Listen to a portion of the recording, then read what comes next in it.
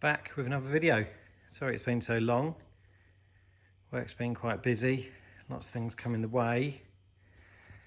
So back on the D Type. This needs quite a bit of body repair. I don't know if you've seen some of the previous videos, and I'm making some strengthening inside, which is 5/8 box section by 1.5 mil, and that'll give it some sort of stability. This won't have opening doors or bonnet, so it should be quite rigid. I was going to use the buggy that you'd seen in the previous video, but it just seemed like it needs so much to get that to fit with the constraints of the height of where the centre of the wheel is to the body line. I just don't think I'm going to be able to get that in. So it's just going to be a basic chassis build with suspension. Yes, that is it on the body side. Let's go to the wheels. Drivetrain. This is a mobility scooter motor, which would normally run 24 volts. This is one of the higher power ones because it's got 4 brushes, so it's got 2 negatives and 2 positives coming out, so the wires are doubled up. So we're going to be running that at 60 volts instead of 24. This is just in the crane that it came off, frame that it came off of the mobility scooter. So I need to extend these. So I've got some tool steel bar in 24 to make some extensions to make that wider to suit the track. And what else? Got some other bits ordered up. Wheels. This is the tyre that I'm going to run. This is a quad bike tyre. I think it's quite squishy. It's like chewing gum. And we've got 4 of these. They're very light. And this is a mini wheel that I modified to make it look like a Dunlop rim. That's what it looked like before. And that's after. So we're going to pop that in the lathe and spin it down, same as what I did with that. These need a bit of filler. The casting's pretty rough, but yeah, they'll look pretty good with some filler primer and a 3-spoke spinner and everything. And suspension is going to be a coil spring arrangement. I suppose I'm only looking at 1 inch travel, so I'm going to use a coil spring through the kingpin.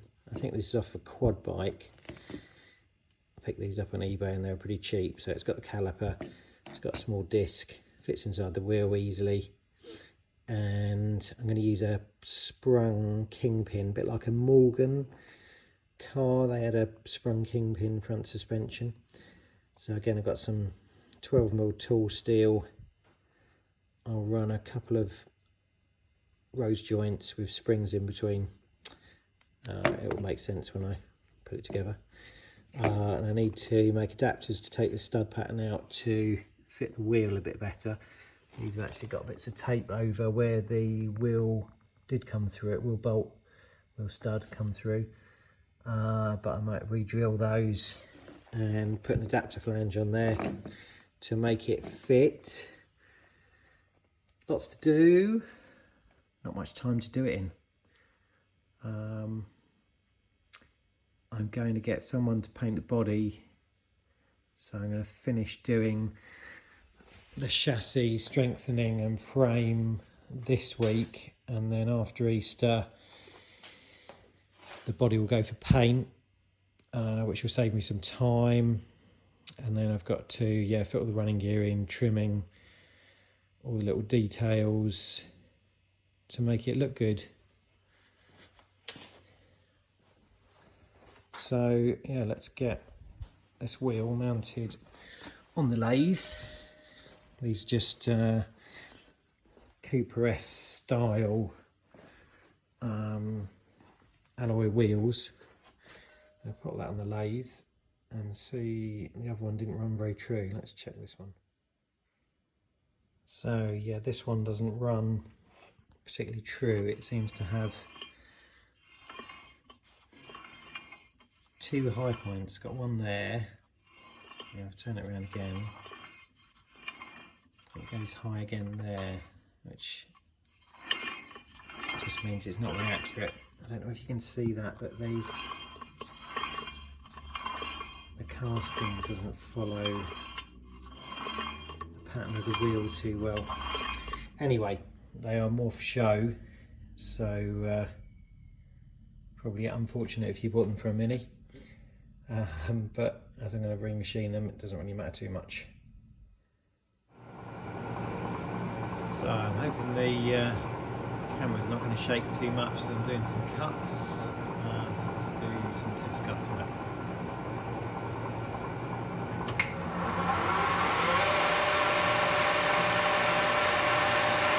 And you can see that although I've plopped it on the outside edge, the inside edge is not concentric, nor is the pole in the centre, which is going to make the wheel wobble a little bit unless I true that up.